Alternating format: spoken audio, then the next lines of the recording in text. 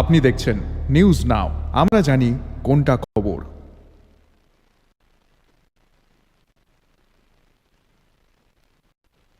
पूर्व नेता चित्ता देबबर्मा ने 1980 की तरह हथियार उठाने की चेतावनी दी है। यह चेतावनी पूर्व शत्रु ने टिपरासा सिविल सोसाइटी द्वारा आहूत बंद के दौरान दी।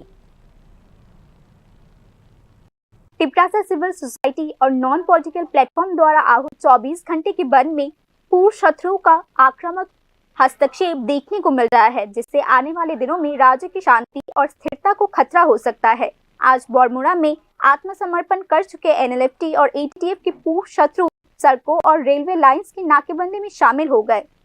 पत्रकारों के सवाल के जवाब में पूर्व शत्रु नेता चित्ता देबबर्मा ने 1980 की तरह फिर से हथियार उठाने की चेतावनी दी है।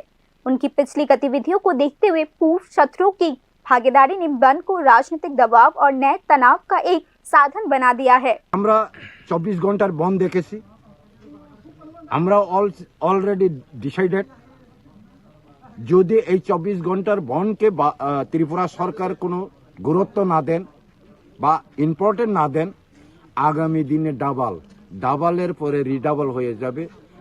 আমরা কোনো রাজনৈতিক নেতা নয়, কোনো রাজনৈতিক দল নয়, ইলেকশন নিয়ে আমাদের কোনো মাথা ব্যথা নয়, निर्वाचन जेता।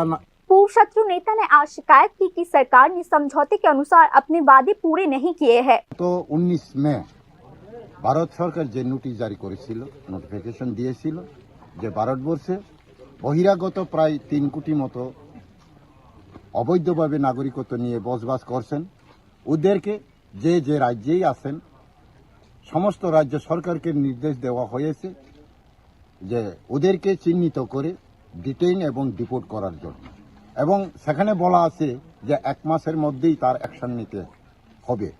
কিন্তু অন্যান্য রাজ্যে দেখা গেলেও এই অ্যাকশন ত্রিপুরা রাজ্যে আজ অবধি দেখিনি।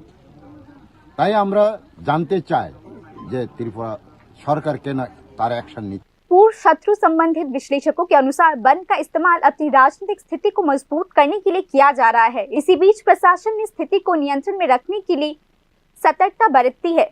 हालांकि विश्लेषकों का मानना है कि पूर्व शत्रु के राजनीतिक हस्तक्षेप और पिछली आतंकवादी गतिविधियों पर केंद्रित बंद का प्रभाव न केवल बरमुरा पर बल्कि पूरे राज्य के सभी हिस्सों पर दीर्घकालिक प्रभाव डाल सकती है। Bureau report, news now.